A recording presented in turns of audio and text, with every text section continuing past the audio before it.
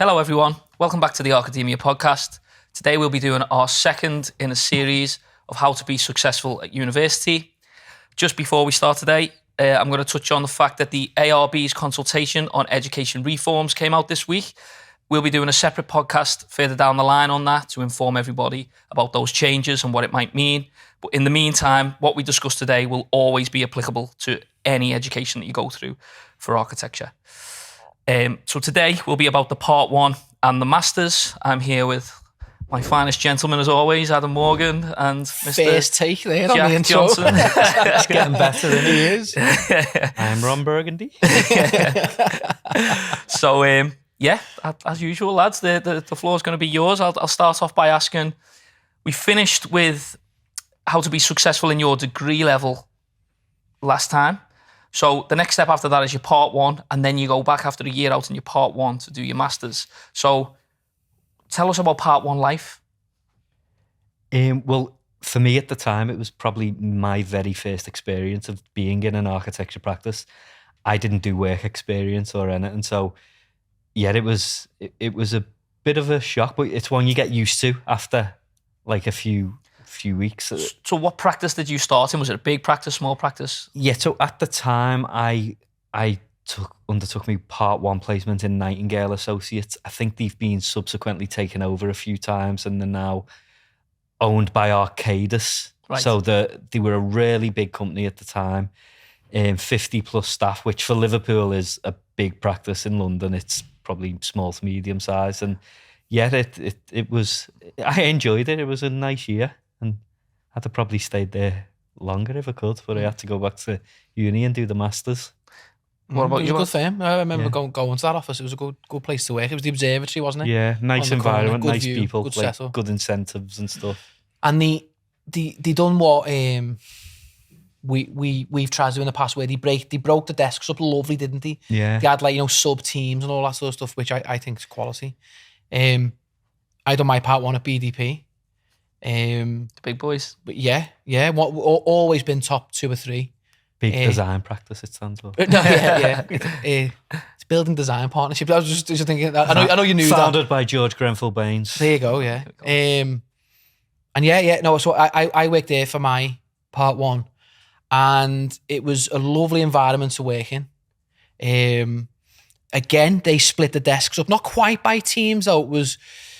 There was a bit of hierarchy to the way they laid the desks out. I actually personally preferred the way Nightingale's done it, where they had a senior, didn't they? So you had that in the main man. So you had like a senior architect at the end of the table, who then had a team of probably varying experience. Whereas at BDP, it felt like the directors were more towards the kind of the front, which you'd probably rather be tucked away. But in fact, the directors were a bit more towards the front. And then I think actually towards the back were like the technicians and stuff like that. So it didn't feel like it had an order to it, but what it did have was actually the mixture was a very good vibe, very good atmosphere. But if I can be dead honest, my experience was probably harmful for my going back to masters, and that's this first part of this podcast is about what the part one or how that transitions into the masters, isn't it? And for me, being part of such a big practice, I think that had a proportional effect of how small my role was. Yeah.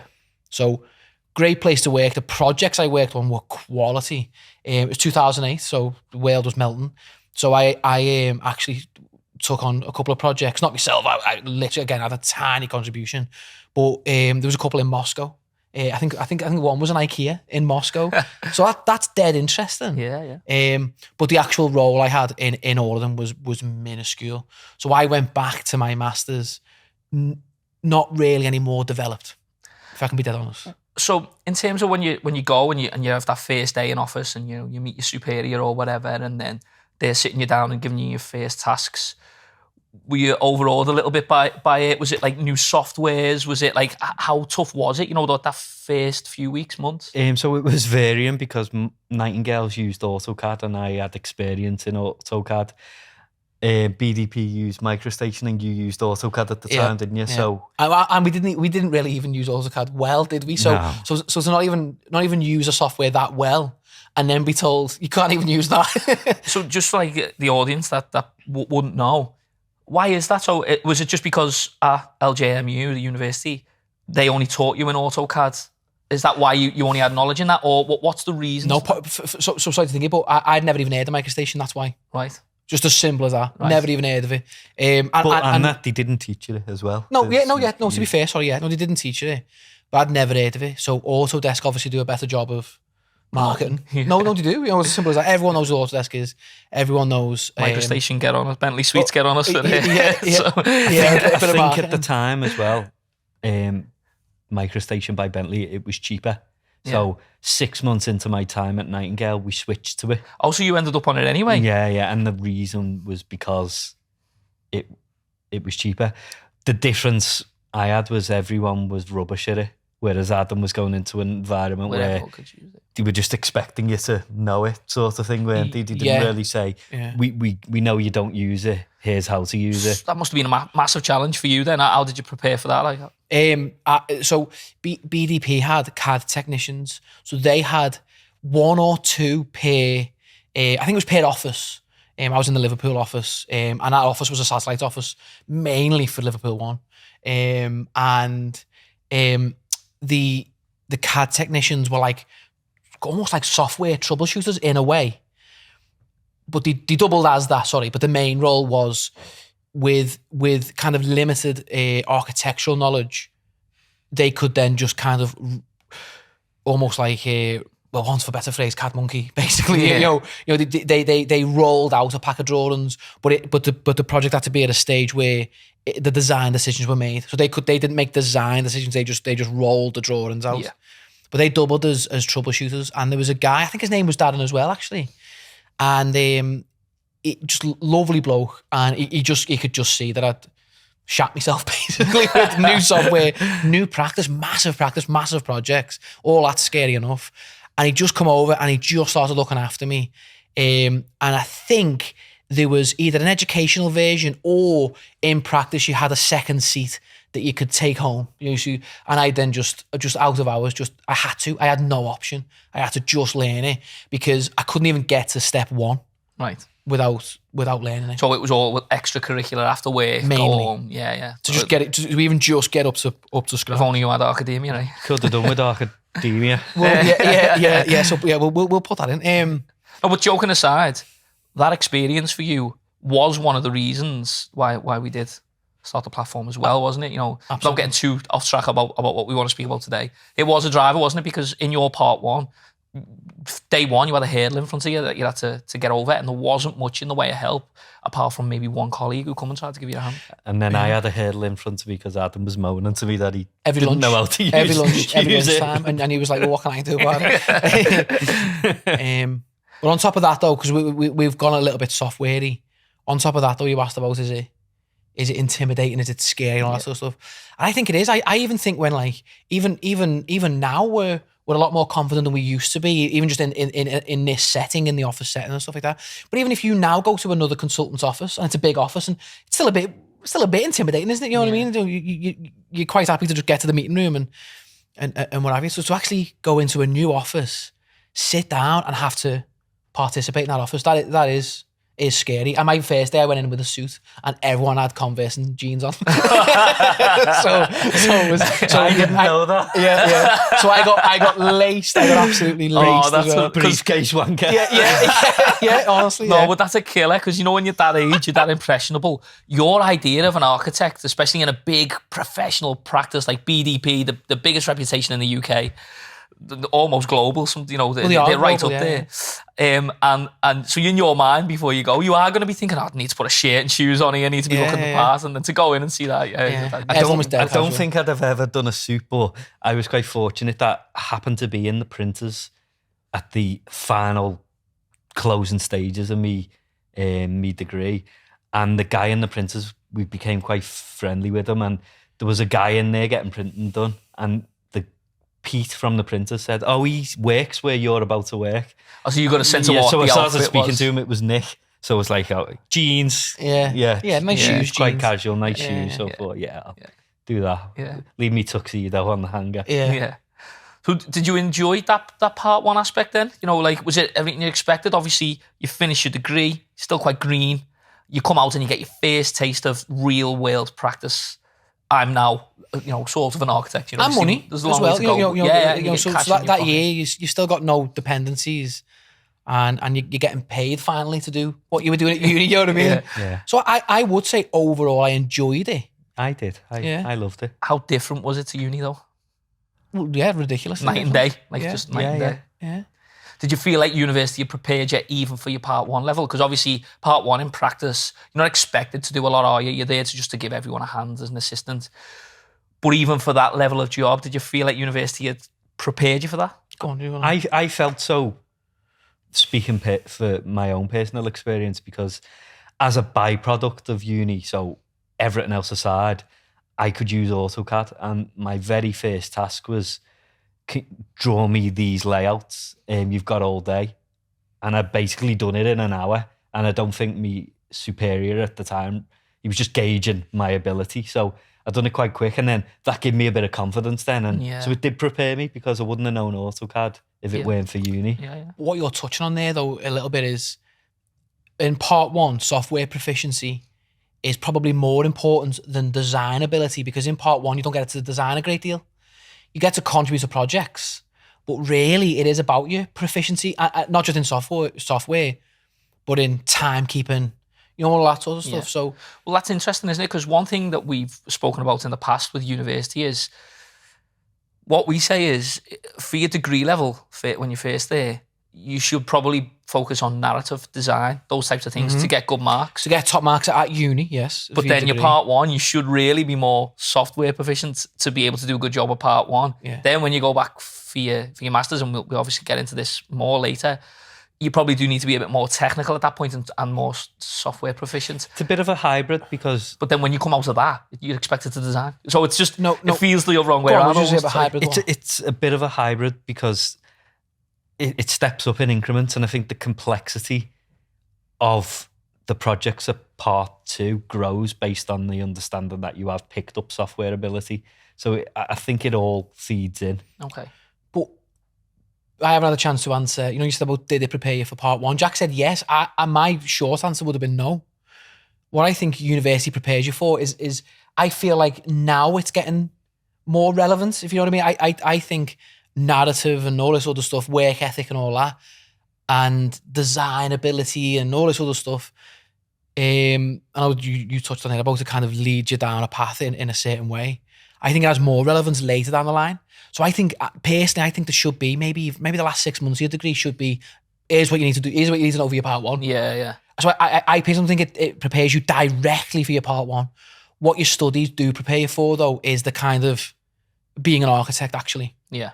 The narrative, presenting the reviews, the injustice of, subjectiveness and all that sort of stuff. Yeah. It prepares you for all that. Yeah. You know what I mean? So that's why I was going to say no in short for part one, but yes for the kind of longer game. Yeah. No, okay. Yeah. So by the end of part one, more confidence, I assume, as architects. I know you still said no, not quite, but generally you must have been a touch more confident in being an architect. You've been paid for a year, you nice practice, learned a lot more stuff. Going into your masters, how did you feel? So you're now going back to start that next level of education. Were you totally at ease? Were you like going back in with more confidence, or were you knowing what was coming and a bit apprehensive again of here we go again, back in, going to be a lot of pressure? I don't know. I'd say I probably was more confident, because I was going in with zero knowledge on anything about it, like at degree level, whereas at like masters and post part one, we've been doing it for some time, haven't we? So I did feel a bit more confident, and as I say, the projects step up proportionately. So if you're expected to do them projects at degree level, you'd struggle, but you've moved on without noticing, really. Yeah. It's only when you look back you notice. So for example, now I'll look at work from postgraduate, which I thought at the time was amazing, and I'd go now, I'll probably knock that out in 2 days. Yeah. Whereas at the time it'd take you like months, and I think your ability just progresses in line with where you're at. You're saying there the projects, I assume you're talking about at uni, the projects step up incrementally. Yeah, yeah. And your ability follows that. Give us an example of that. So you first go back, you're back in your masters. How does it step up? How does it get more difficult? The scale of them. So we were given our first. I'm trying to remember as well. So our first project, you put into groups. Hang on, no, that's 6 years, isn't it? Fifth. Yeah, it's funny you mention that because 6 years the one that is quite clear. Yeah, I'm struggling in my mind. I think fifth year was a bit more workshoppy. So no, but you remember when? So in fifth year, we had to design a building, and then they done sub modules of you had to do a sustainability thing, you had to do a detail. So I think what they done was it was a higher level of scrutiny when you went back to your masters. In your degree, I think there's a bit of forgiveness of you don't really know how to detail yet. You don't really understand, say, the embodied energy of a build material, that sort of stuff. You're laughing because I still don't get it now. Yeah. but you know what I mean. So even if you touch on these things in your degree, you kind of get away with it a little bit as long as you're in the ballpark. In the masters, it was very much no. What you say has got to be correct. You've got to have an understanding of all the other consultants that So when you're doing a sustainability strategy, you've still got to apply the right sort of things to it. I say it's less forgiving. And one thing we haven't mentioned is the dissertation is hanging over you. And for me, that was a big distraction. From day one? Well, near enough. Day one was, and that is fifth year, isn't it? Yeah, it's all coming back to me now. So it all merged, and I think most of my memories are of 6 year. I think I might have blanked 50 year out. I think now that I'm recalling it, 50 year was a lot of smaller projects that led on from another. And it was quite intense, actually, wasn't it? Thick and fast. It was like, here's another project. Whereas 6 year was a bit more structured, and you started in like a group on a massive master plan site. Then you split up, and then you zoomed in, and then kept zooming in on your level of detail till you ended up at a building. That's probably more akin to what people do now, isn't it? Was fifth year a bit of an anomaly year? Was it a bit of a trial year, or did they always do that? Well, I don't know. Well, remember when they told us that fifth year didn't matter as well, and it did. So they told us, fifth year is about getting back into it. It's all about your 6th year work, and ultimately we felt, or I did anyway. I felt like I got a little bit punished for it because there was moments in fifth year where we switched off a little bit, didn't we? And Did those modules count? We didn't think it counted. But this is a life lesson, this. Whether it directly counts or not, what we went on to discover, and I won't tell you how we discovered it because it wouldn't be appropriate, but what we went on to discover was it didn't directly count, but they were still watching you. Yeah, okay. If you know, so it's still affected. And by the way, I don't think this is unfair. I think this is fair. It's still affected maybe, people's impression of you or maybe if you were borderline, maybe it affected what side of the borderline you went on, things like that. And I actually think that is fair because you should always be switched on, really, shouldn't you? You know what I mean? You should have an attitude of everything I'm doing every single day is contributing to my career. And that's something that sometimes I've been critical of.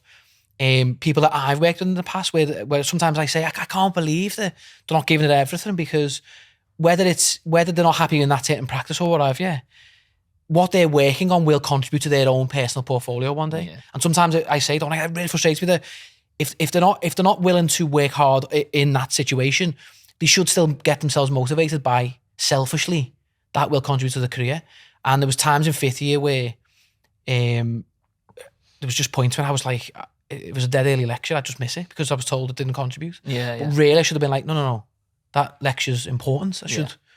I should focus on it. So well, I was going to ask you about anything you do differently. So there's one straight away. It's massively fully focused at all times. And spread the dissertation out as well. I just rushed my dissertation like last minute, where I said about it hanging over you. It needn't hang over you if you just manage it properly. You just do, 400-500 words, maybe every few days, because it was lengthy, wasn't it? Was it like 10,000 words? Yeah, do it on something you're passionate about as well. We based ours on something we had a lot of books on.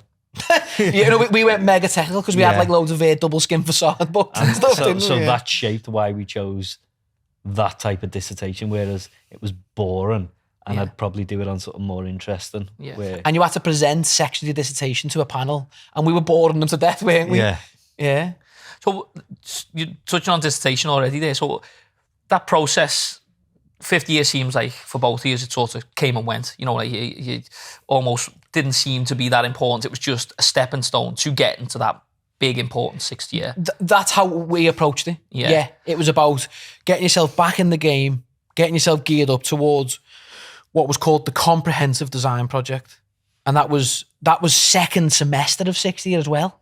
You know what I mean? So when you're in 50, you think, well, that's ages away. Yeah. So go on, sorry. So just where I'm leading with that is, again, just in my mind, and what like people who aren't at that level yet might be wondering is that progression again. You know, so you know, the last podcast we were talking about succeeding at degree level. You've done that. You've done your part one. You come back.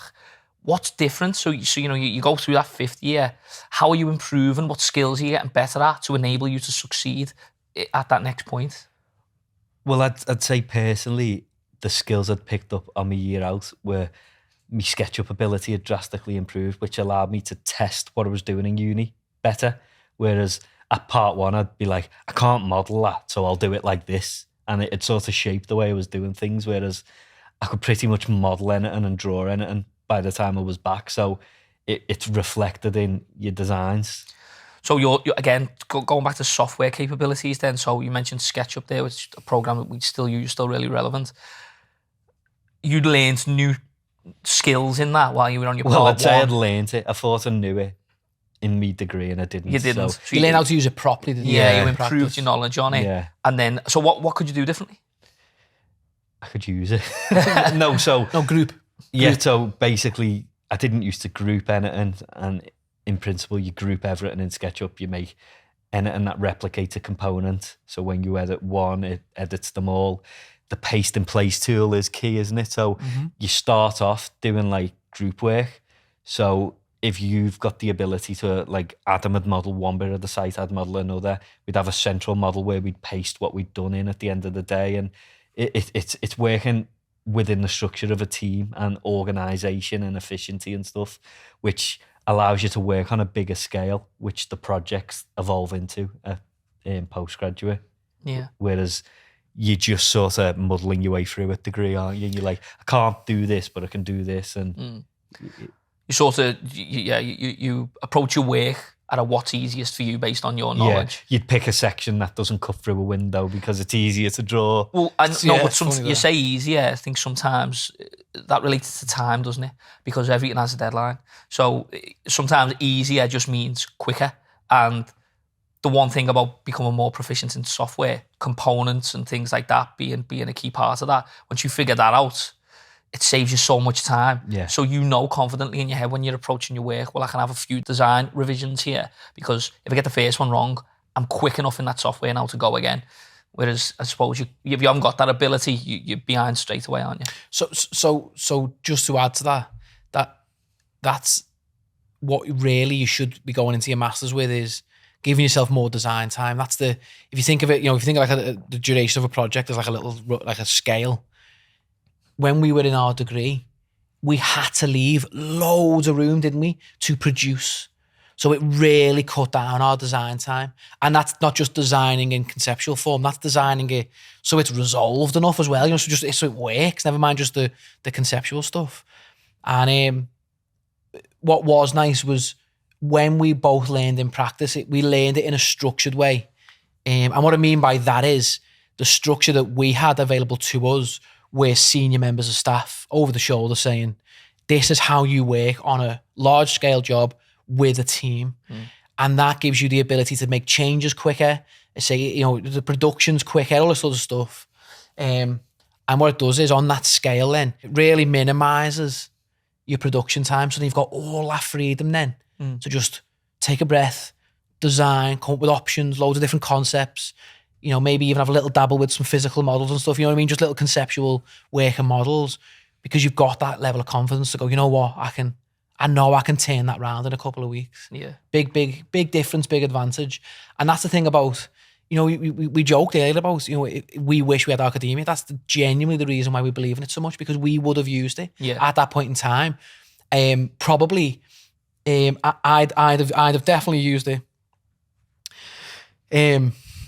on my year out, but even the summers between, particularly, you know, I'd have, you know, as in like the sort of maybe the summer between second and third year, the summer maybe between fifth and sixth, or, you know, sometimes you might give yourself a month after you've finished your degree before you work in practice.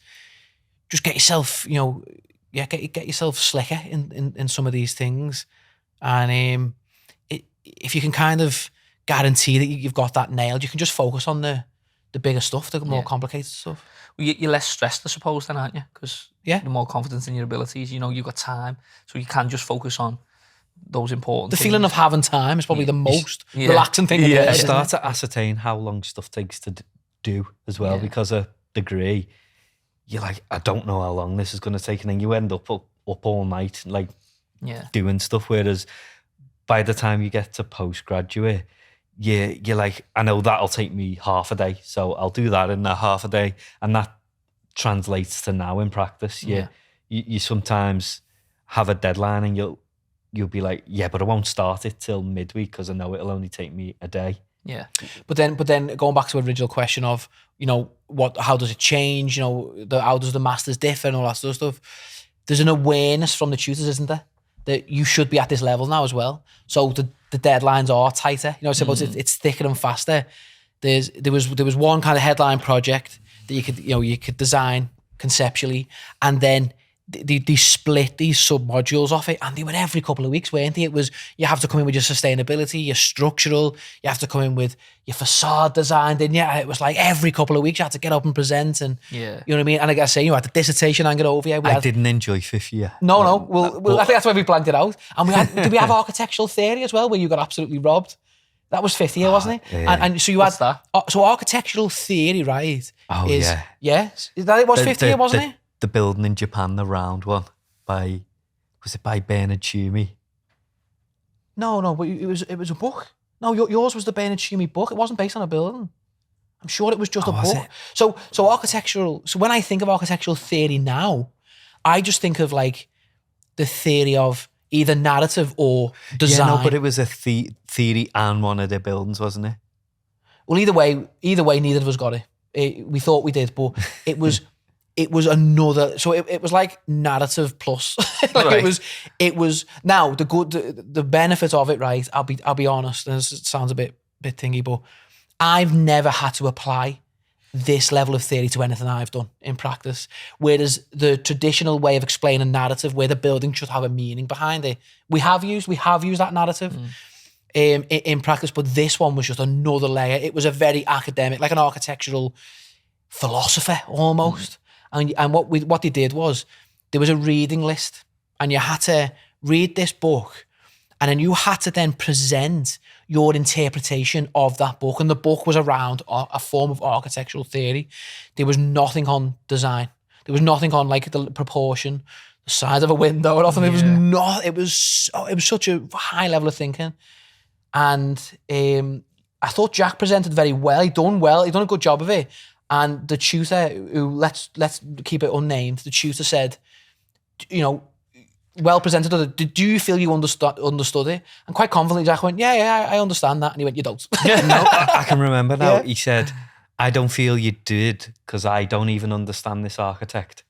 So I was like, well, how can we comment then? We're at an impasse. If you don't understand it, how can you say I don't? Well, how can he officiate over who understands it? Imagine a referee in footy didn't know the rules. So he definitely understood it more than me, and I think he was just being a bit profound with his example. Yeah. Because then he still gave me a decent mark, which didn't make sense. Because he told me I was shite. Yeah.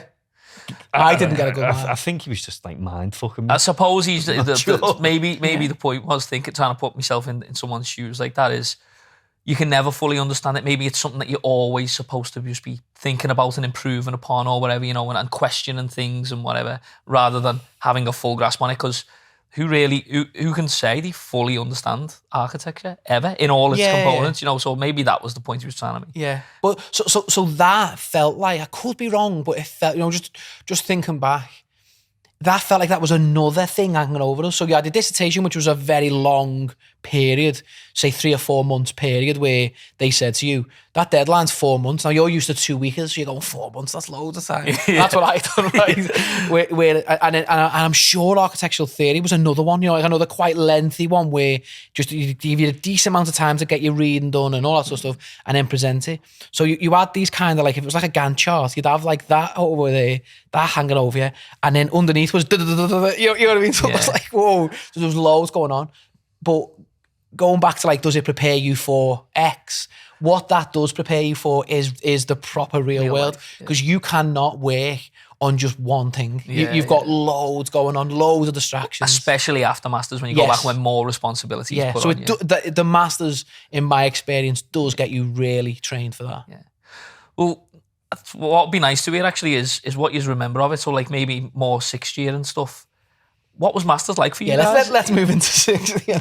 So like what was it like? So like, you know, you very quickly sort of explained it before, what you said. We started off with something big, and then, but go into the detail. What was that like? What was the projects that you guys were given? First, it was a team, then it gets smaller, and then you end up your own building and stuff. What were the specifics of that? Do you want me to go? Go on, you go. You're recollecting uni a lot better than me doing it. Because I've been up early with the kids. Yeah. So there was the start of 6th year. Again, as I remember it, I'm probably filling in some blanks. I might even be throwing a bit of 5th year, but as I remember it, there was a local site and an international site. And the year almost got split in half as a result of that.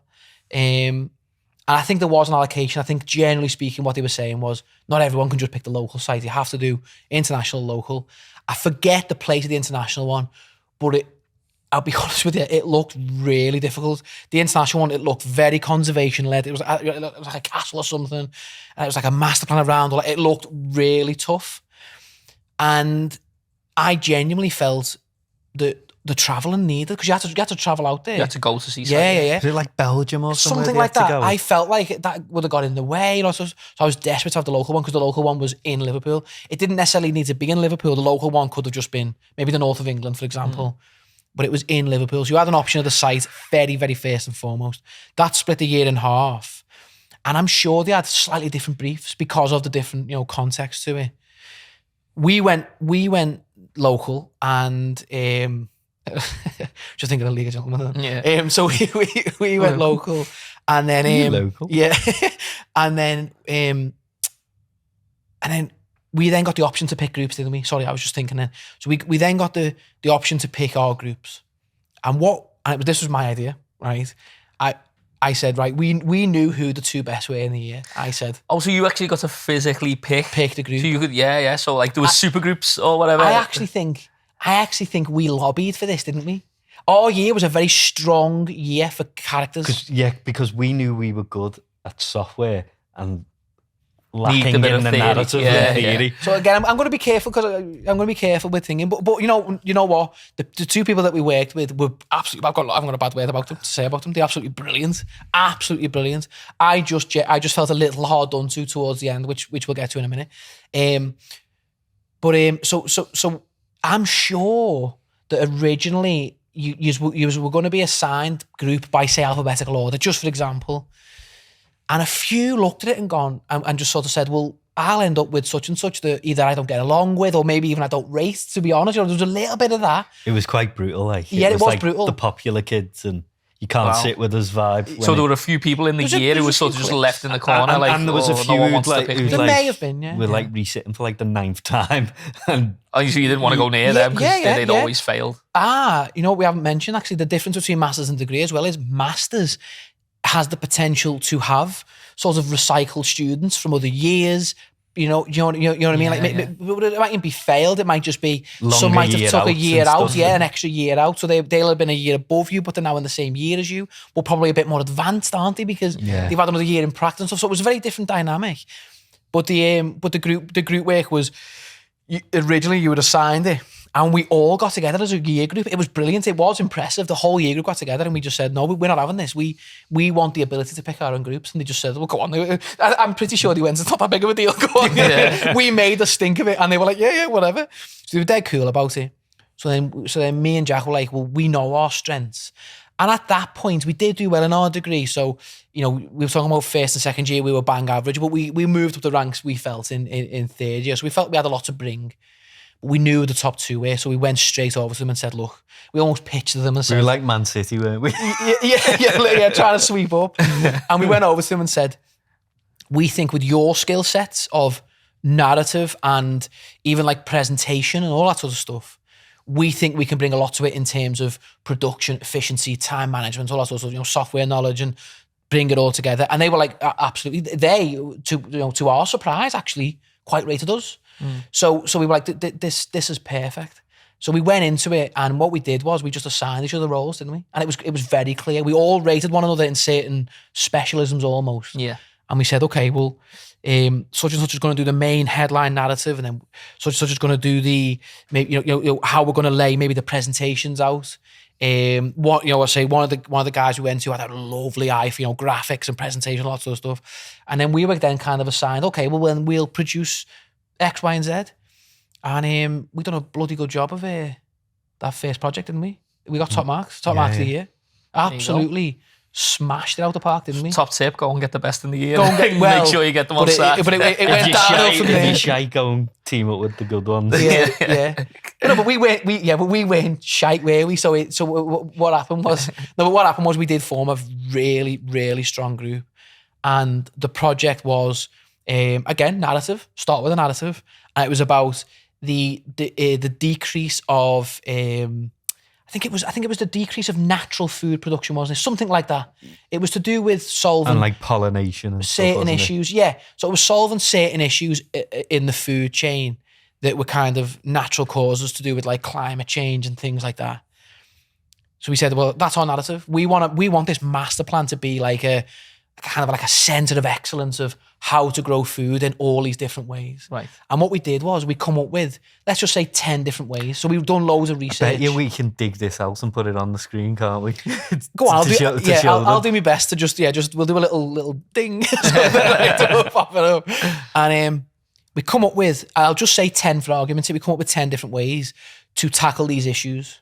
And then what we did, right, was we took a vantage point from over the water. So the site was in Everton Park in Liverpool. And we knew that had a very good vantage point of its own.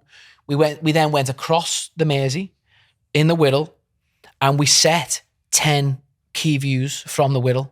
Those 10 views struck a line on the site. No, we reversed it. Go on. It was a panoramic view looking from the site, wasn't it? So have I got it the wrong way round? Yeah, you got it the wrong way round. Fair enough. So we set a panoramic grid and a contour grid. But it was, but the panoramic grid was the number of different ways of cultivating the food. So there was like 10 strips, wasn't it? 10 strips, that's it, yeah. And we fanned out, and then we used the contour map to give the grid the other way. And that, in effect, similar principle to like Barcelona, where you have such a rigid grid, it gave us a grid for our master plan. But what was cool was we had a rigid grid that way. I know the grid was rigid in that we used it literally, but the fanning out, so I got the wrong way around. It was looking from the site to the Wirral then. And then we fanned it out. We created and it was to do with the skyline and stuff, wasn't it? Yeah. And then we picked the 10. We created these 10 divides with these 10 viewpoints. That created the 10 ways of forming food creation, and it went from natural to man-made, artificial. So, and it got more artificial. So it went from like old school farming techniques to full robotics. It was a really nice way of and we haven't drew a single line yet. This is all narrative to do with the divisions and all sorts of stuff. But I suppose we started drawing a line with the fanning thing. And then Jack mentioned the contours. So a grid obviously needs two axes, doesn't it? And the other axis was a more organic shape. So the fanning of the view was rigid, and then the other one was organic. And the shape that made on the site was just incredible, wasn't it? So it almost kind of designed itself, didn't it? From that point. So almost like the success of that project come from that beginning. It also was quite easy from there, because once you're into the drawing bit, that's what you're good at. Because you didn't need to bullshit then, because it all just got pinned back to that. Yeah. Coupled with the girl in the group who was excellent at speaking. So whereas we'd know what we wanted to say and sometimes miss the point, she never missed a beat, did she, in the presentation? Amazing presenter. So I think we covered a lot of bases with it. Yeah. So you get through that first bit. I just learned it. So you just on a personal level, had you just took anything from the other two that you partnered up with? Yeah. And do you feel like that helped you going forward as well into when you come down into your own work? Then you thought, hang on a minute, they actually have put something in me that I need to use. Well, I try. So the guy in the group, I pretty much just tried to adopt his drawing style. That's amazing. Yeah. Basically, what happened was we ended up with a really good master plan project. And if you deviated from the way that was stylized going forward, it would have looked odd because all the work got pinned up next to each other at the end. So you sort of had to stick to that palette. So the individual project at the end, we were still had to present as a four, didn't we? Not at the same time. What I mean is the actual space you had, say, literally 4 walls. Well, every group was a team of 4. Right. So the allocation of your final project presentation was always in lots of 4. Do you know what I mean? So we were pinned up next to the 2 best in the year. So that's when it went downhill. Because then we haven't thought that far ahead. No, so we had no. So you've got so when you walked into your display, your presentation you've got the group project. Yeah, the group project's there. With a lovely laser cut model, by the way. Yeah. So then your work's there, Jack's work's there, and then the other side are the 2 best in the year. So then yours comparatively then looks that little bit worse. Yeah. So that's whereas that's if you put us in the next booth, we probably you'd have got top marks. Probably, potentially. No, So that's probably unfair. But no, but I forget. But what isn't unfair is that we put ourselves with the 2 best in the year, so we couldn't compete with them too. In terms of like for like. So we benefited from sharing the skill set and all that, and we benefited from. And to be fair, they benefited from some of our input as well, but we benefited from the great presentation in terms of, verbally, the great presentation on the board and all that sort of stuff.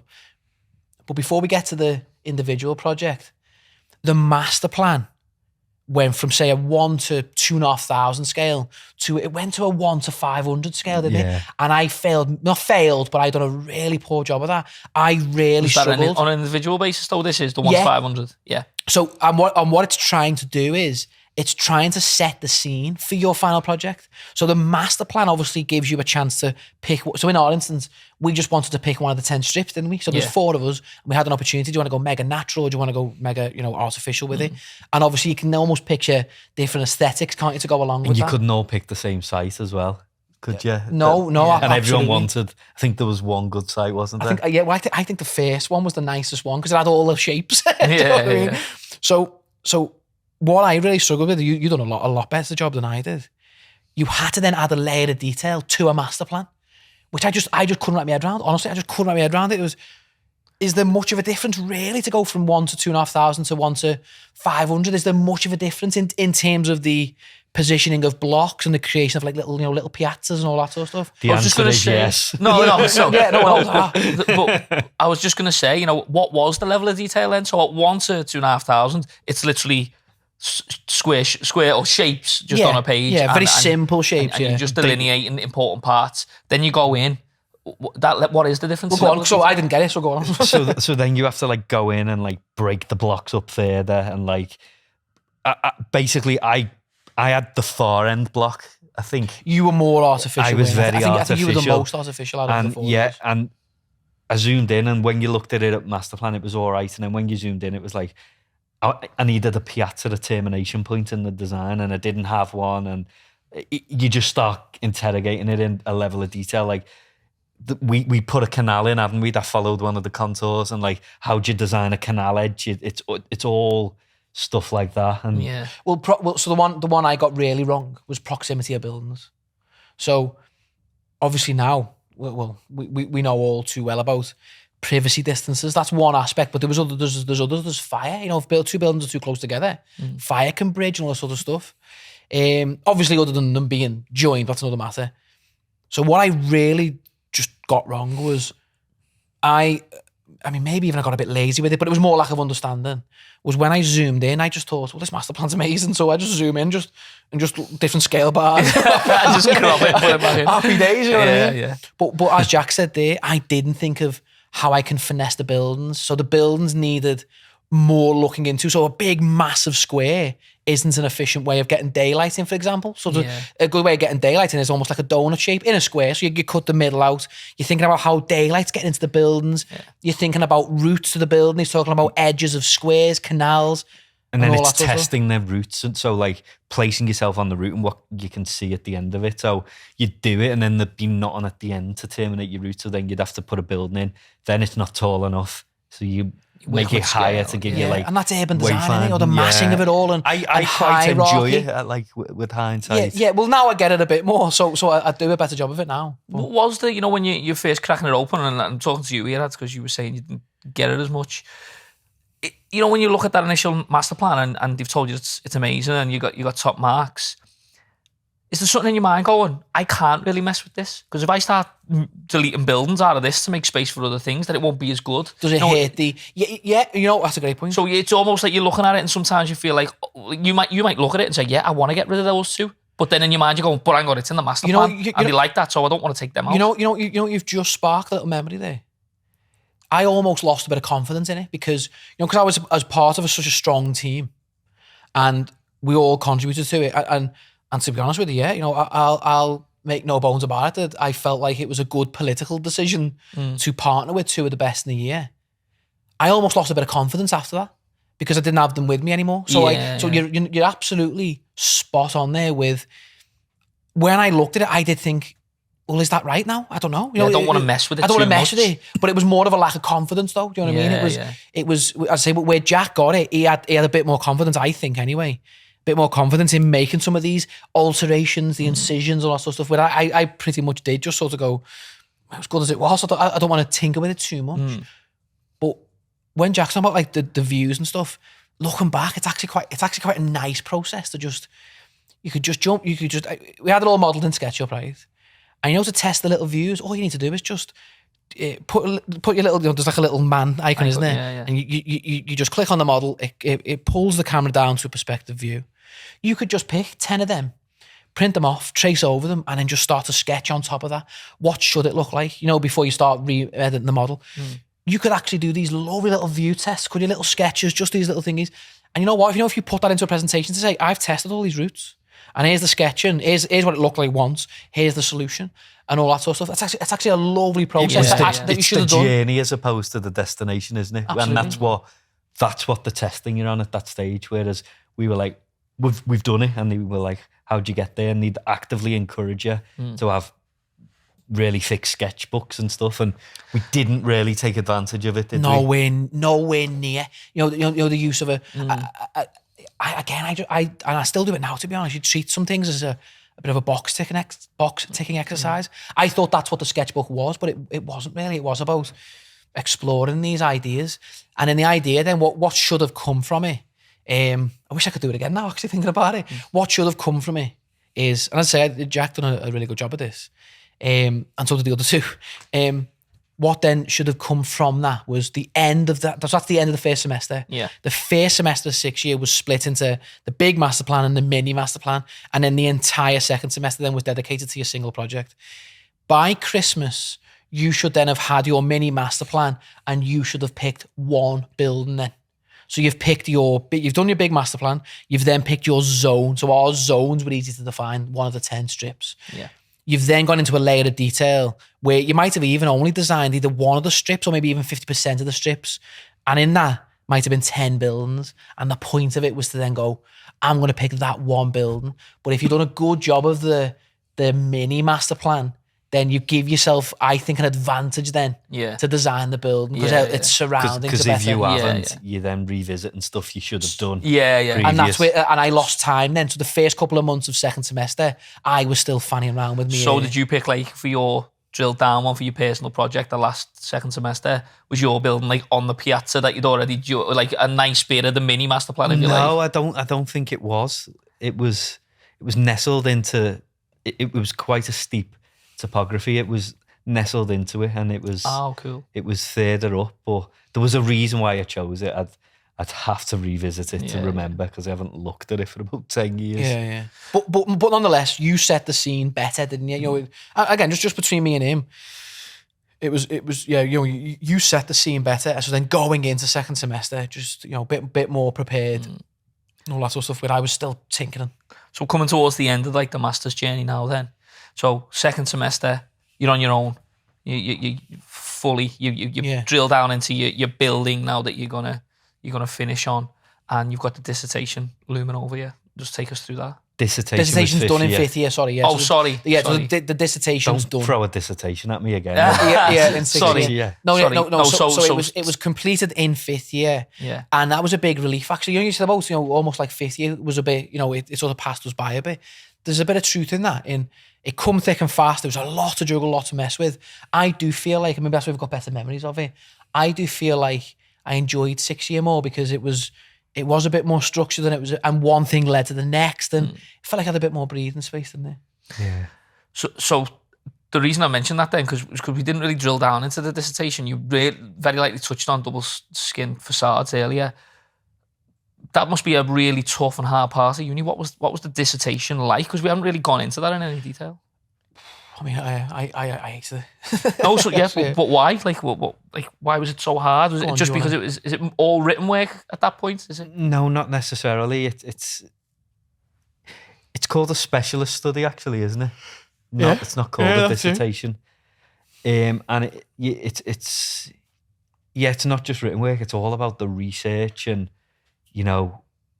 people with appendix and drawings and stuff in it. And I don't think we got it as much, did we? We just seen it as a. So what we've did you got to do write for a yours? dissertation. Again, another box to tick. It felt like, Yeah. and then as a result, we didn't give it. We didn't get the best out of it. What it should was have. worth. So yeah. what did you do? Like, So mine was on double skin facades, and the reason I chose it was because I had a load of books on double skin But it facades. didn't stop at double skin facades, did it? It was an application, wasn't there?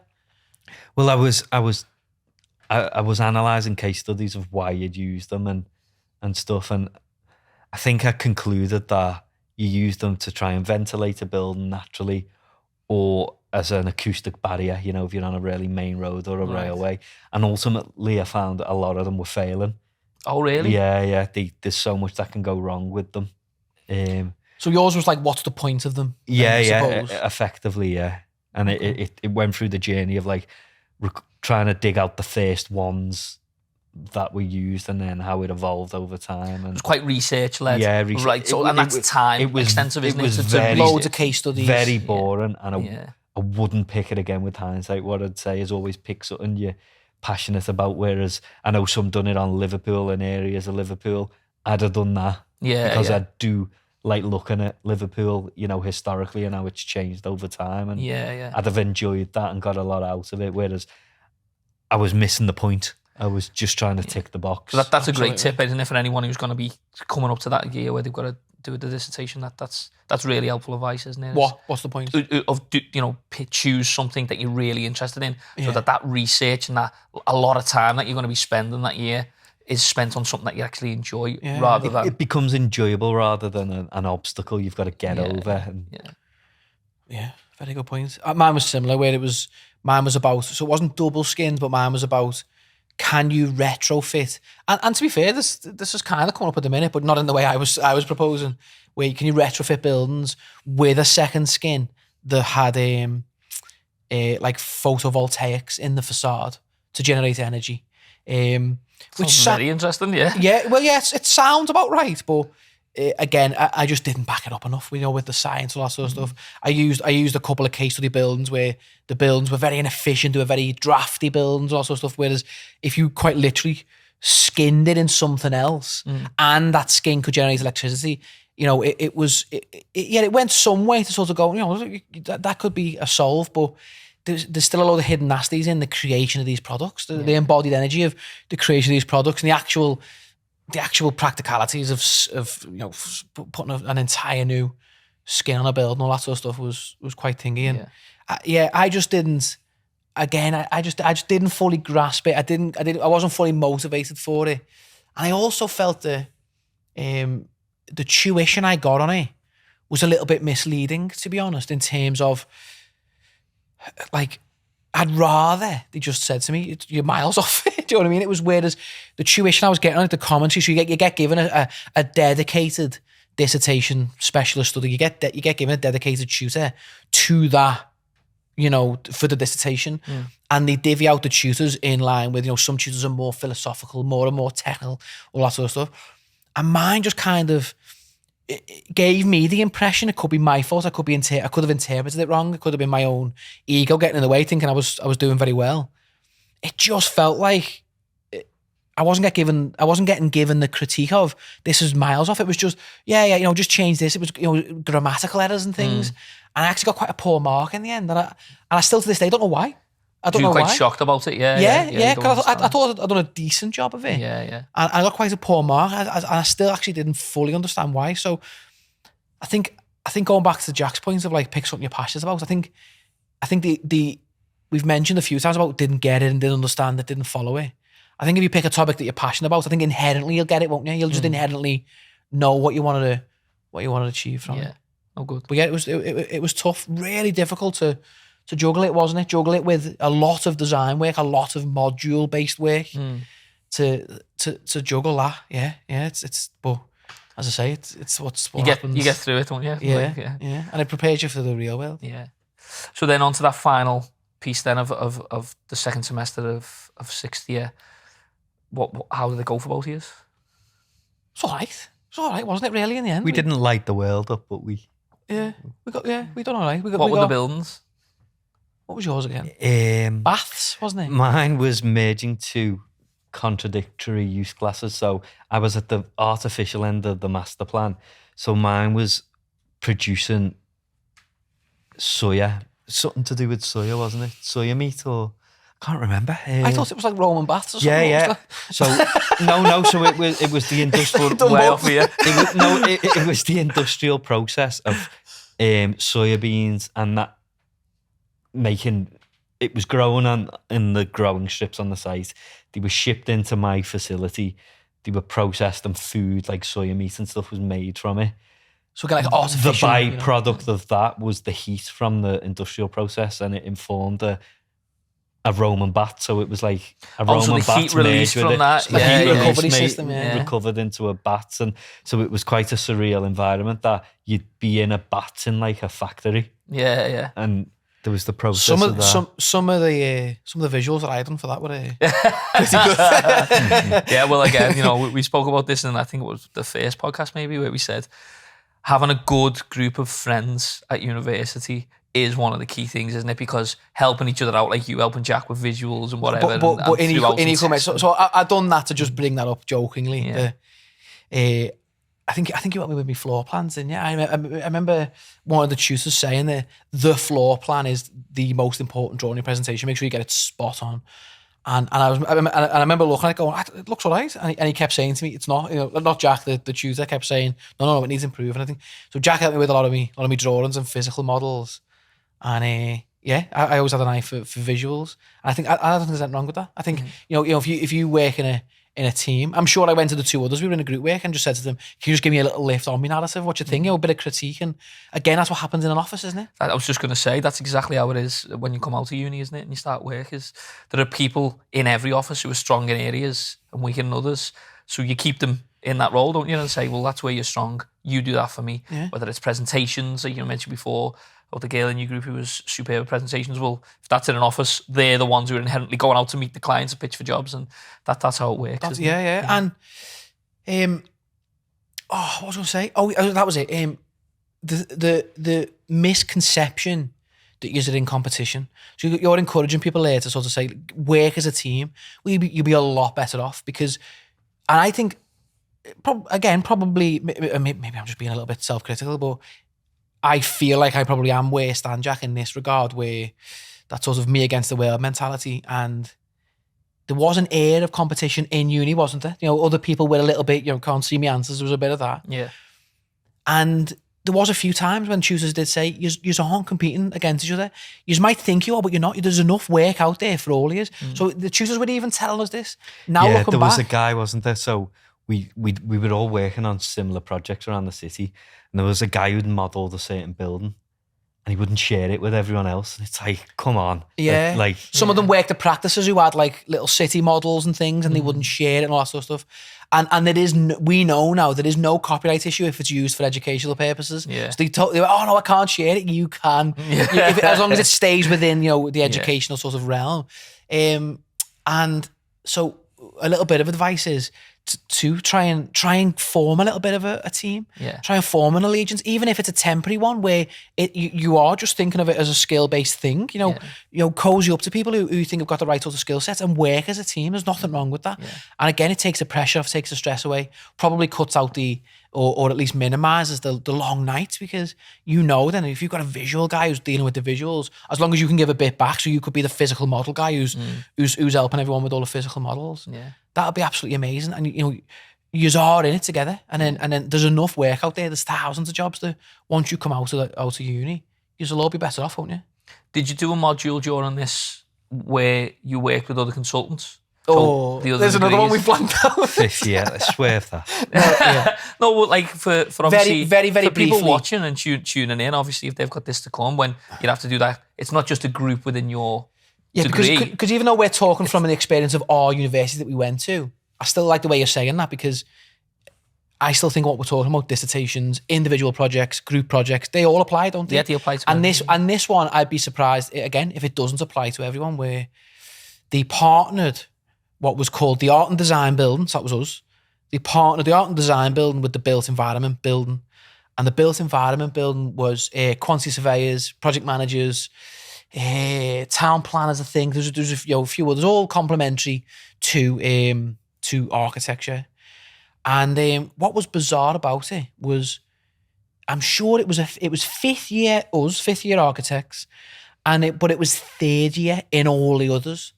And why that's so profound or important is their degree was on the line, ours wasn't. Yeah. So it was a strange dynamic. They were all panicking. Yeah. They were a lot more stressed than us, weren't they? But in equal measure, they were very dependent on us, because it had started with a piece of design. It was a very, very small master plan. So again, not my bag. And it was a very, very small master plan. And it had to start with that initially. The architect still had to start with it. And then the cost consultant would cost it. And could that design that you were doing change? Because based on their input. And ultimately, the cost consultant kept going, can't build it. We actually did. And we were like, don't worry, we're in uni. So it was a real, honestly, right? Yeah. It was a great idea, but I think it could have been just put together a bit better. I remember for that one, so I designed it and I was obviously presenting. We'd done a presentation and someone changed the presentation and didn't tell me.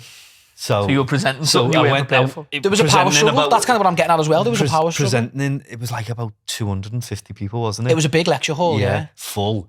And they changed the order. So I had like slides written down to sort of prompt me what to say, and none of it matched. So Jack's going, so the massing and the scale is and then what's on there is like a big cost plan or something. And we're going, what? Wow. Yeah. So, but again, no, going back, Jack said about presenting, the architect out of everyone was expected to present, because we were a bit older as well, typically, because they were in third year. And obviously that doesn't always apply in uni, but you know what I mean? So typically we were a bit older, but the perception was, well, you're the architect, you're the one who presents all the time. Yeah. So it was, so there was a lot on the architect, there was a lot riding on what the architect was doing and producing. And it didn't matter a great deal to us, because it was a very small part of our first year of masters. I don't think the mark counted, did it? Well, again, they told us it didn't, who knows? Yeah. But nonetheless, their degree was on the line, whereas ours, it was a very small portion. Very strange dynamic. And I suppose, just the whole thought process behind doing that module where you're teaming up with those other consultants is, it's true to life. You come out and you've got to work with quantity surveyors, different personalities, all these other consultants that come into a job, you have got to work with them, and it's probably your first taste properly of where you're in charge of that group. You're leading the design team essentially, aren't you, in that module, and that's where you end up once you're out as a professional. So well remembered. So because we properly skipped over that, didn't we? I got stuck. By the way, just you got stuck in Madrid. It was January. Little side one, yeah. I had to kind of get sort of a bit of second hand from Jack, and then thankfully there was actually two from our course per group. Right. So you did have someone else, a friendly face, if you like. Yeah. And so my guy was just sending me bits, and I was just offering comment and stuff. But it was when there was a massive snowstorm in Europe. It was, and all airports around Europe were just I thought it was not the ash cloud. I thought it was No, the ash it wasn't. cloud. No, it was snow. It was definitely snow. It was January, It was wasn't freezing. it? Right. Yeah, it was January, and so so literally the plane couldn't get out the airport, and it certainly couldn't land The other side. back home as well. So I remember being like 3-4 days late as well, which was an even weirder dynamic for me because the architect was meant to meant to be in charge of it all, Yeah. and I was just rocking up. 3 No days one later knew going, who you were on the no, last day. no one knew who it was, and all that. And he still went to me, "Oh, you seem pretty confident. Do you want to present it?" I was like, "No, I don't know anything about it." But what was bizarre was it was a triangular site. I went straight in and went, "Why isn't there a tower on that? Why, It's the Baltic. It's a site I'm working on now. It's not. It is. Is it? Yeah. I've just remembered. It's It's the Baltic. I don't know. I can't say too much It's in the about- Baltic Triangle. Yeah. It's a site I'm actually. Right. So isn't that weird then? Because we're arguing for a tall building. So anyway, so I went, "Why isn't there a tall building on that?" And everyone looked at each other and went, "You're messing." It's like half and half. Like they literally had a scrap over the height of the building, and I went, "Well, there's no doubt about it. That is a pinnacle of the Baltic Triangle. It needs a tall building. It needs a gateway. It needs a threshold." That's mental. I've just that is remembered weird, isn't that. That's a site we're actually doing. There you go. So preparing you for the real world, literally. And everyone, let's have this right as well. Everyone. So everyone got given the same site. There was about 20 groups. Everyone put a tower on it. Everyone. Yeah. So it was a good job you turned up in the end. yeah. Don't know what they'd have done without you, lad. That wasn't my point. You're both misunderstood me there. No. My point is that site we're now working on does need a tall No, building. we- Because absolutely everyone did realise, didn't they, that if that's the focal point of the area, then it has to have a focal element, doesn't it? So. Okay, so I realise we're probably getting a bit running out of time now for this one. So just to... No, I think we've got to enough get- time for the Q&A though, haven't we? No, but just to finalise, because we sorry, haven't go talked about the marks that you got either at the end, so just to let everyone know, at the end of your journey, you've finished, all your work's done, you're waiting for your mark. How did you just get on? What was that like? So they're called something very different now. I actually think they've gone back to a first 2-1, 2-2, I think, for the Masters now. At the time we done it, it was distinction, merit, pass. Right. And that was first, 2-1, 2-2. Okay. That's right, isn't it? Yeah, That's the order of it. We both got a merit. And I say this all the time, you just laugh at me, but we both got robbed in different ways. 70% was a distinction. And he got 69, didn't you? You would remember 69. You Yeah, dirty bastard. This is a clean pot. This is a family show. It's a family show. Wash your mouth out. So whether it was 69, 68, whatever. It was 69. Yeah. So there we go. So we got robbed in different ways because I was 61. So I was gutted. I was bottom end of it. He was top end of it. And I felt robbed in my way where I felt like I deserved more than that. Yeah. And I think with his one 100% warranted top marks for But me. just to get into the politics of it, the reason why you're saying that is because there's probably only so many distinctions that can be handed out per year. Is the thought process? Maybe not. No. But is the thought process? They tell you there isn't, but there has And then to be, doesn't in there? your group of 4, the other 2 both got distinctions. Yes. So there's a thought process there. You couldn't give all 4 Come of on. his distinctions. So yeah, Facts speak with themselves. just to But- clarify that. no, but- That'll make you two sleep better tonight. Yeah. Anyway. I sleep fine. I'm all right. No, I am over it. You just reminded me now, but I am over it. But You've kicked them off all afternoon now. no. But it comes from a place of the other 2 that got distinctions. Just just for the record, they wholly deserved it. Yeah. You know what I mean? Let's have that right because they were fantastic, and I know that both of them now are doing very well as well. So good luck to them. They were brilliant, but I do feel that we were judged against an absolute gold level, gold standard, and dare to say, I think potentially if we were more you, to be honest, I'm not trying to just throw you under the bus, because you were borderline on getting that distinction, you may well have got a different result, mightn't you? If you were somewhere Possibly, else, yeah. possibly. That's what I'm saying. But again, I won't name names.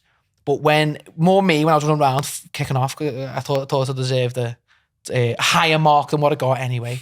I don't think I deserved the distinction, to be fair, so I still got the merit. So it wouldn't have made much difference if I got 61 or 65 either way. But just in my little bit of, just having a little bit of a moan on the day, one of the tutors did just sort of say to me that your kind of attitude towards fifth year did have something to do with it. Right. So everything counts. So as we said, at the start, it didn't have a direct impact, but it did have a bit more of an overarching sort of, because they do ultimately have to put you in a bit of a league table, don't they? You have to prioritize it. And let's just say, for argument's sake, they could only give 5 distinctions out, and say they're really struggling to pick that 5. It's like goal difference almost, isn't it? You know what I mean? Yeah, there might have been 10 and they've gone, well, they didn't quite perform well in distinction. They didn't quite perform well in 5th year. They didn't quite do well in this module. And what happens is that probably is the decider then, isn't it? Yeah. Maybe that's what happened. I don't know. But, you know, quite happy. And for everyone who's watching, I don't think it makes a blind bit of difference in the real world. You know the difference between, and this is my personal opinion, this does not reflect the opinions of ArchAdemia. But in my opinion, I think there isn't much of a difference between the top 2. I think practices probably may have an opinion on any ranking below that. Personally, I think the top 2, number 1, there's no question about it. Yeah. But I think the top 2 portray a certain level of competence, rightly or wrongly, by the way. I'm not necessarily saying that that's my opinion, but my opinion is that the industry probably doesn't see much between them two. And then, well, we know practices that ask for first only, don't we, and all that sort of stuff. So I would say just, I think to get a 2-1 or a merit or whatever, I think there's ways you can achieve that. Yeah. I think I got mine over the line with, in the end, I done some really good visuals. You know, I created 1 or 2 key spaces. Mine was the artificial end, and it was about robotic bees, plugging the gap of the bee population depleting. And the idea is you could program the bee in a certain space. So you could go into a lab full of bees, but they wouldn't sting you because they're programmed to only operate in a certain space and all that sort of stuff. And it was an existing technology, so I've done a bit of research on that. And I remember I created this one amazing space where all that technology was just on display. Like these glass pods were all hanging down, and you could see, all the bees in action and stuff like that. And you could see natural bees that would, they would be in what's the word for it? Bread. Things like that. Yeah. I think yours, I remember, like it was the center for robotic bees, wasn't it? Yeah. And the robotic bees were learning off the natural bees. That's it. Yeah. So there was all artificial. There was a bit of a hybrid and all that sort of stuff. I reckon I just squoze into the merit range with just nice, going back to software stuff, just nice visuals. I mean, I had 1 key space as well. The atrium space was about 30 floors tall. It was dead impressive. But it was good visuals, good drawings, well rendered drawings, good line weights, all that sort of stuff. I think I just squoze into that bracket with just a nice presentation in the end. Whereas I look back, the narrative could have been better. The design could have been a lot better, to be honest. Oh, good. So that explains, obviously, the master's journey as well. So one last one on it. What would be your top tip for success? So whether it's something that you actually did that you feel like got you somewhere, or whether you feel like it's something that if you could go back, you would do this time. Obviously, you've touched on always staying focused. Would that be yours, or is there anything else that you'd want to give as a tip to succeed? I'd probably treat it like a job. We sort of got into this terrible habit of working through the night, didn't we? And then we'd be shattered of a daytime. We couldn't be bothered with lectures because we'd been up all night. I'd probably just treat it like a job. That's why we were missing the lectures, wasn't it? Yeah. So just manage your time better. Manage the structure of your time better. But more 9 to 5, though, is your point, isn't it? About we say in our office, don't we, about we do our thinky stuff in the morning, don't we? Yeah. Whereas we never had the opportunity, so we felt like we were always tired, don't it? Yeah. We forged a relationship with the local kebab shop, didn't we? Do you know us? After a couple of months, because we were always in there at 3 a.m. Yeah. It was ridiculous. Still working. With everyone at the end of a night out, we were just starting our bloody project. Yeah, it was ridiculous. Yeah. I don't even know how we got into that mode. We could have just... We sort of just evolved into it, didn't we? And then you get up an hour later, you go to bed an hour later, and then it gets the whole day shifted, didn't it? Whereas we never got any more productive. We didn't work any more hours. It was we just got into this weird habit of just working through the night. Whereas, that's a great shout. That just get it a bit more structured, a bit more 9 to 5. And my one's the teamwork. I honestly can't see past. I mentioned about my experience of once I almost lost touch with the group. So once we went from a very strong group of 4, I then got a little bit solo or siloed even, you know what I mean? I siloed myself. Yeah. For me, the top tip is if you're doing group work in that order, or even if some unis do the group work at the end, I would say really embrace that teamwork. So if I could go back and do it again, I would actually still try and lean on Jack's skills, the other 2 skills, all the way through the remainder, rather than just keeping it to the. Yeah. I think I'd have done a lot better, and anyone else, you know what I mean? Just got a bit more involved with the gear group. Yeah. Okay, good. And just worth noting as well that it is the be all and end all when you're in it. Like, you know, that mark at the end of it, when you're in the midst of that, it is the be all and end all. There's nothing more important, is there? Yeah, than but that. it is worth noting that there's a long way to go after that, and no matter what mark you get, whether it's pass, merit, distinction, 2-2, 2-1, first, whatever it's called now, you're always learning, you're always improving, and the architect you are at the end of your masters is not the architect that you're destined to become. Nowhere near. You can always improve, and you will, or even recover. So I said there about if you did get a lower mark at uni and you're finding that maybe you're being judged and all that sort of stuff, there's still a chance to maybe enter a competition or maybe even get another qualification. Maybe just do a 12 months out on something else and get top marks in that. Or there's still an opportunity, isn't it, to just improve your skills and all that sort of stuff. But we've been swayed by people who've shown a different type of character. I always talk about hand delivering things, stuff like that. If you've got lower marks and you're finding that you can't separate yourself, well, there's a few tips where just start to show some of these other skills then that maybe other people haven't got. Yeah, so spot on.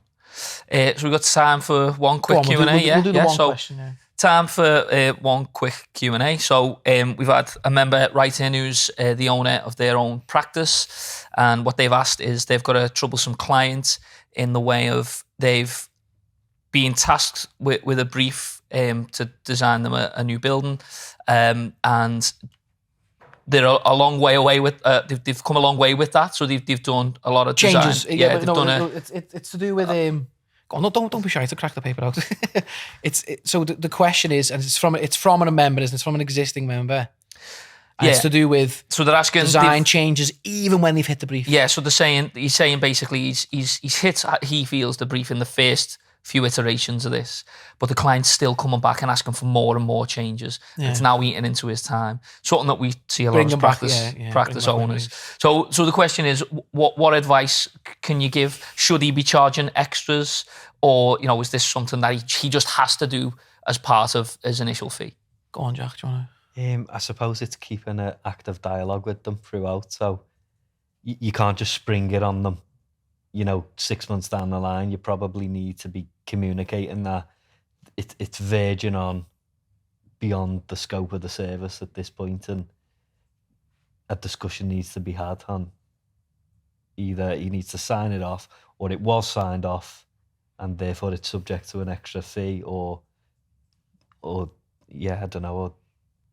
It's a tricky one. Okay, so to go back to the start, right? But this is from experience, isn't it? In our documentation, now when we send it out, we dictate 3 revisions. So we say, for this fee, you get 3 revisions, 3 design revisions, and if you don't achieve those 3 design revisions in that time period, we almost put the onus on the client by saying, well, provided that we do, we fit the brief, you've then got 3 revisions of that. So number 1 is, here's the design that meets your brief. You've then got 3 opportunities to provide comments, changes, and that's the client changes. If it's a planning change or something like that, we normally absorb that, don't we? Because that's not the client's doing, if you like. It's not the client's fault. So if it's a planning change, a building reg change, something like that, we absorb that. It's 3 client revisions. So it's easy when you've got that, because at the start you say 3 revisions, and then what you do is you need to be clear in saying that that's round 1. Yeah. So once you do your initial one, that's your initial thingy, and you explain how you've hit the brief. Yeah. They then come back with changes, and then you say, okay, here's revision 1. And then you can do that in your title blocks, can't you? Of your drawings. Here's revision 1, here's revision 2, here's revision 3.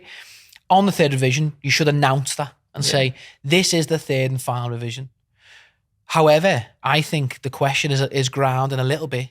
What if they haven't got that initially? What if they haven't got the documentation? Look, when we started off, it was all spit and a handshake, wasn't it? You know what I mean? We were very naive at first. We thought, we'll just we'll get it in writing on an email and happy days. Yeah. No, everyone's dead nice. And sadly, often, not even just sometimes, often, Yeah. it turns the other way.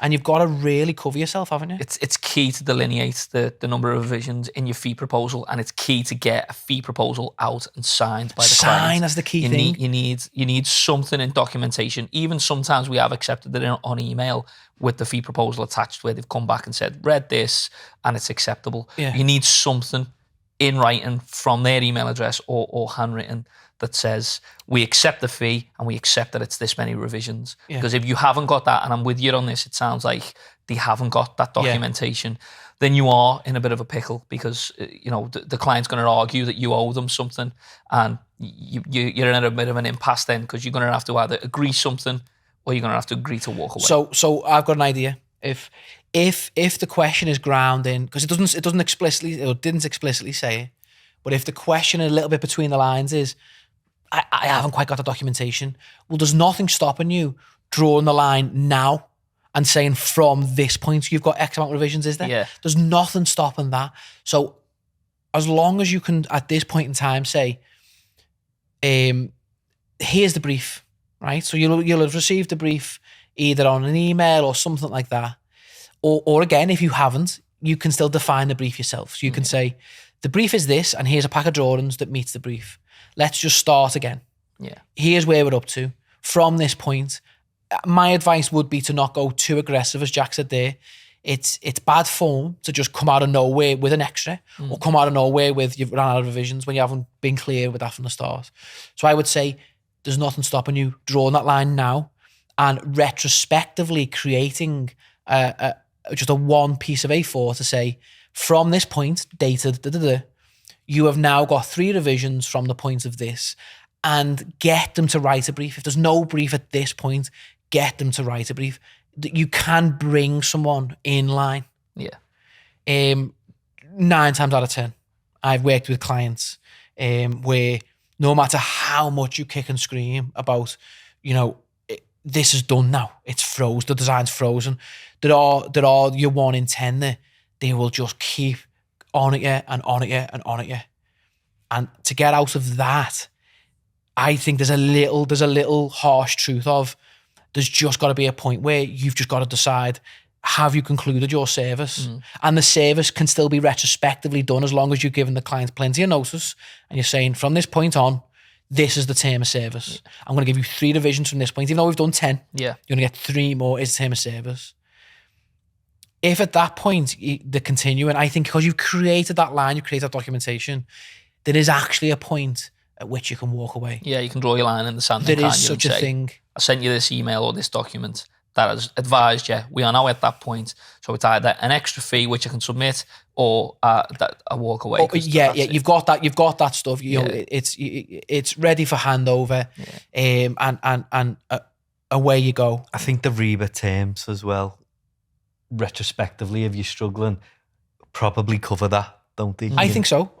Yeah. Is it whatever iteration of the agreement's up to now? Well, a little plug Kenny for the, deals with that, so I don't know. Yeah, exactly. The little plug for the RIBA is, we're a chartered practice and we use their documentation to inform our own terms and conditions, schedule of service, appointment of an architect. Yeah. We use all that on a regular basis. So as Jack said there, I would encourage this member, but obviously the point of doing this on a podcast is to give that advice to everyone, is to really get immersed in that documentation, because it's very important.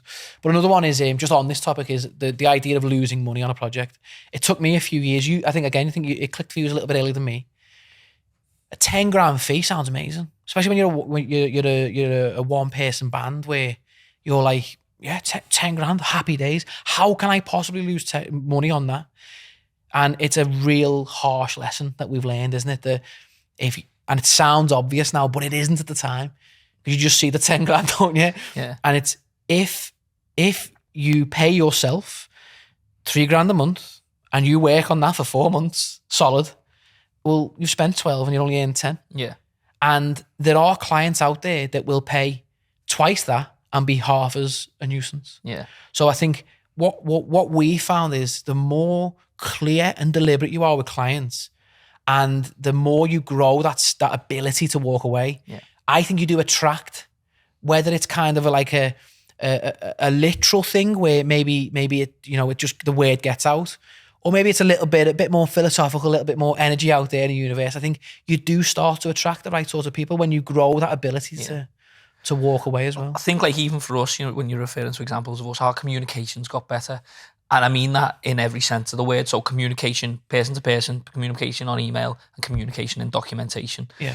That's gotten better over time. With every time we feel like we might have lost money somewhere or done something wrong, we've looked at the terms and gone, well, actually, we weren't quite protected there. Yeah. Slide that one in, make sure that doesn't catch us again. And then, as you say, over time, with that better communication and understanding your deliverables better, making sure your client understands your key deliverables better, that means that you are basically attracting the right clients, because the ones that'll sign up to it. If someone looks at your terms or your deliverables and goes, hang on, no, I don't agree with that, then it's always a bit of a red flag, isn't it, now, where we go, well, there's a reason. It's a great test. Well, we now have deposits and all that sort of stuff too. And it's a genuine thing. A deposit resources that our first 4 weeks of working the job up, getting it set up, all the investigation you need to undertake, all the research, all that sort of stuff. And by the way, you know, obviously this is a genuine query. We've not set it up in this way, but this week's tip of the week is on fee and documentation. Funny enough, little plug there. So So obviously every week, we've obviously got the courses on there, but every week, one of us or our guest tutors, they do contribute an additional lesson every week, and this week's one is how we use our fee scale, how we then apply that to a fee letter, how we split it with planning and delivery, and then how we use, and I think the biggest change in what we've done is the scheduler service. We've just done it, haven't we, on a big project where we've made clear to the client using a strike-through system that we don't do that, but don't delete it, leave it in there as a strike-through to explicitly say that is a service we can offer, but under this term of service, we don't. Yeah. That you just can't get clearer than that, can you? So that's all available now on download and tip of the week. There you go. There you go. Spot on. Right, well, I think that'll bring us to an end for today. Yeah, another cracker. Yeah, another good podcast. Thanks as always for watching. Thanks to Adam and Jack as always. Check out our YouTube and please subscribe, and check out the socials, which will all be tagged below. And we'll see you next time. Thanks.